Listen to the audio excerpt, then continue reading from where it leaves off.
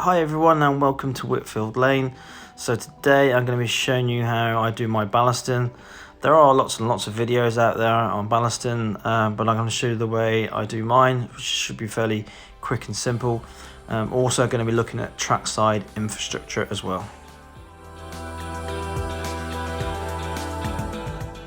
In part 2 of this video, I'm going to be showing you a few items from scale model scenery. I've got 3 items here. Got the catch bits. These are fairly simple. I do have quite a few of these already installed around the layout. The second item I'll go through also will be the concrete lineside cable trunking, and also I have the UTX trunking, which are the orange tubes you see on modern railways, which protect cables.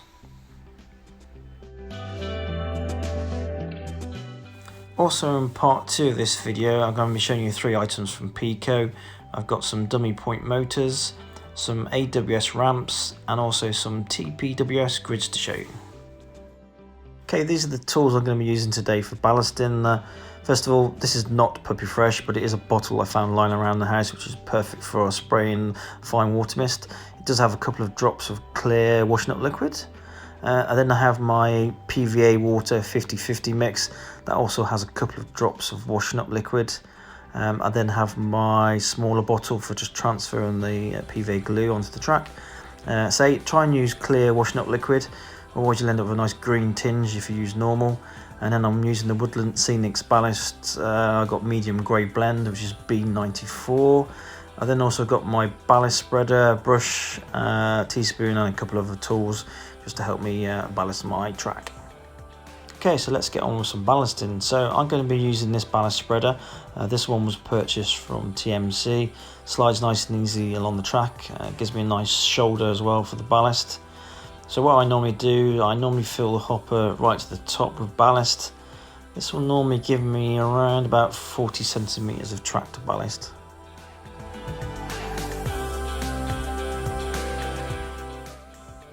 So just gently holding the spreader, I just run it along the track. I just go along in slow motion and just go backwards and forwards a little time if I need to just fill a few gaps and just make sure I'm getting that shoulder right on each side of the track. I just keep running it along until I run out of ballast normally.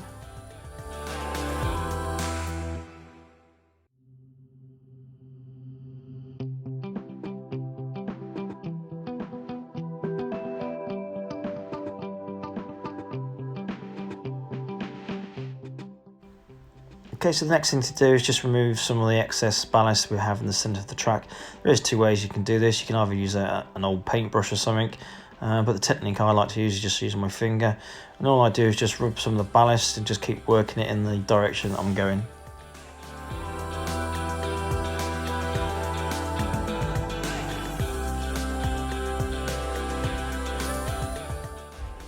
Once I've removed most of the ballast with my finger, I then just use a little old paintbrush. I just run it along the edge of the track and just remove any excess ballast. Again, just work it in the direction that you're going.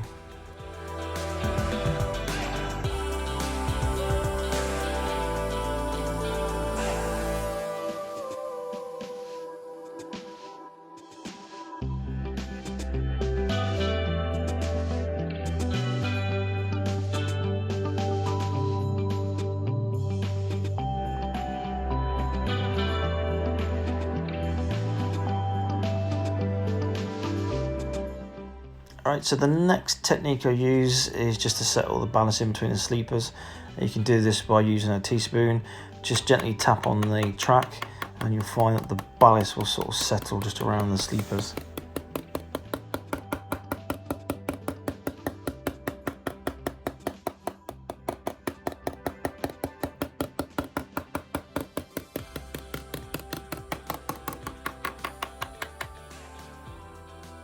If you find you're a perfectionist like myself, you might just want to find a straight edge, a bit of plastic or a piece of wood, and just move any ballast to the edge and just straighten up the edge of the shoulder. It gives a nice little finish before we start on to the next stage.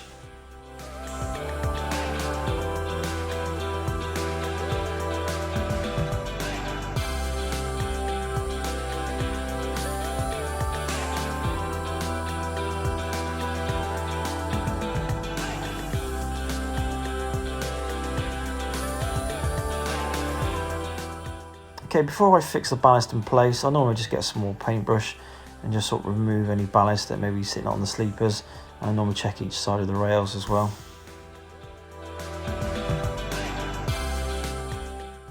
Okay, so it's time to give the ballast a good soak in. So I'm going to be using the fine spray mist bottle.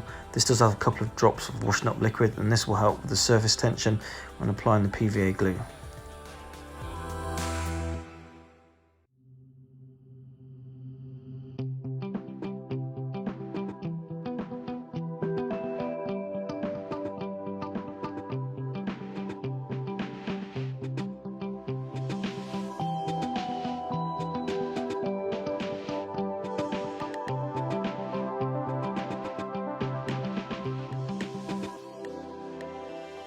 So right, I've given the ballast a good soak in using the spray gun, so I'm now going to be applying my PVA mix. I'm using a mix of PVA glue and water, 50-50 mix, with a couple of drops of the clear washing up liquid. So this will help sort of break the surface tension and make sure that the mixer soaks in quite nice to the ballast. So what I normally do about 2 or 3 passes in the centre, just making sure the centre of the track is flooded with the PVA mix.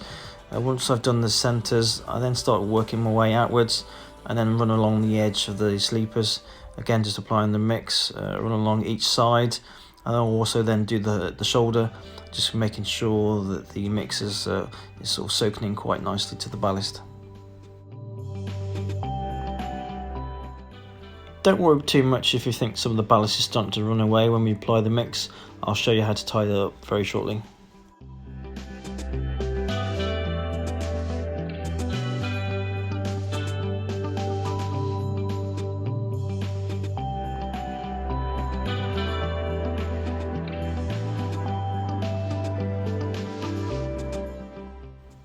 If there are any bits that I've missed, I'll normally just sprinkle a little bit of ballast just to sort of infill any gaps.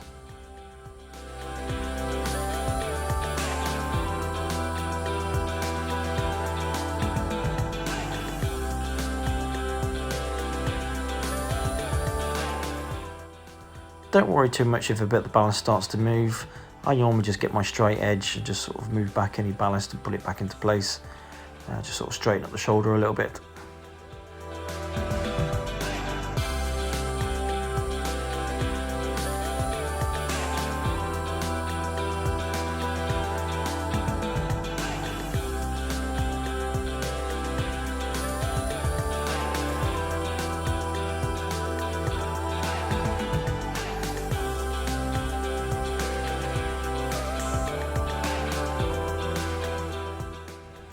Normally once I've finished applying all the PVA glue, I normally just use this metal tool and I just run along the rail just to sort of remove any ballast that may be sitting there.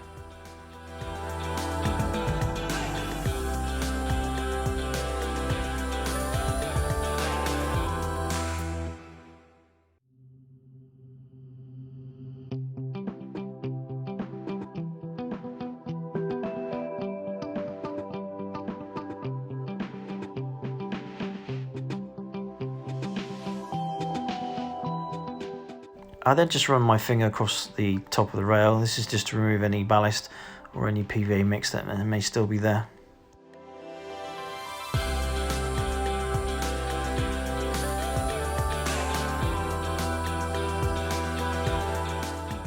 As mentioned before, if you're a bit of a perfectionist like myself, you just might want to find a metal tool, just go along and inspect the track. I normally just push back any ballast that are sitting on the sleepers. I normally check the edge of the sleepers as well. Just push back any ballast. I do this while all the ballast is still wet.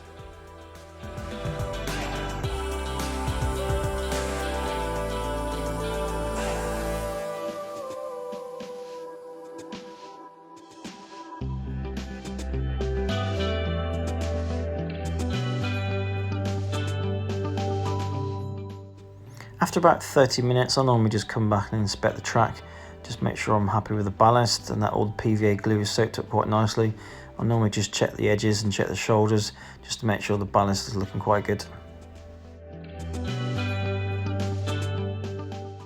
Okay, so after about an hour you can see the ballast is now sitting quite nicely. All the moisture seems to have gone, the PVA glue soaked in quite well. So it is still quite damp and wet. So what I normally do, I normally give this a good 48 hours before I even come back and attempt to touch any of this ballast, just to make sure it's dry.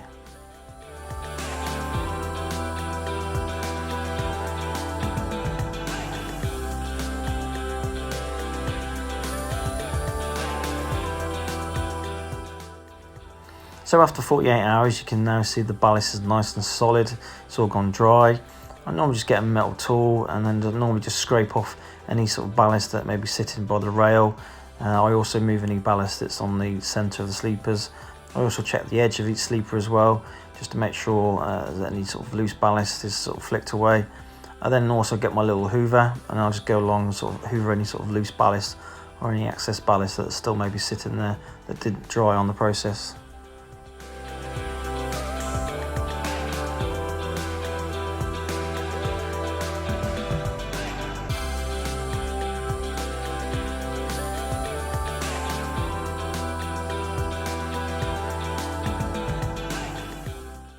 Then as just a final process, just before we start running any sort of trains around the track, I just get my track rubber and just make sure the rails are nice and clean.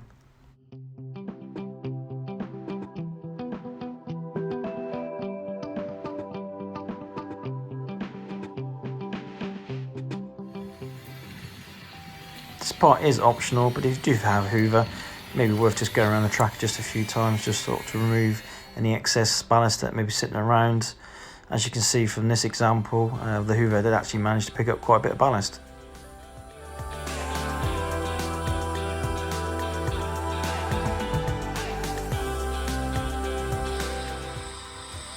Okay, so just as a final check, we're just going to make sure the track is okay.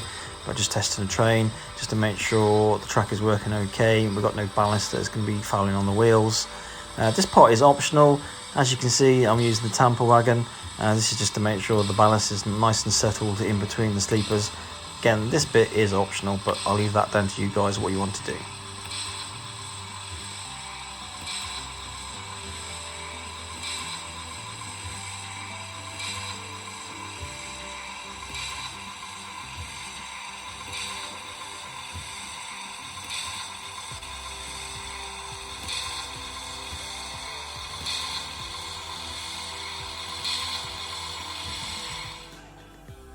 I hope everyone enjoyed the video.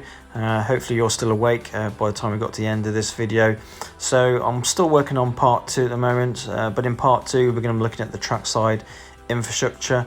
So I'm working on that part at the moment. So I hope you're all staying safe and well out there, and I'll see you all soon.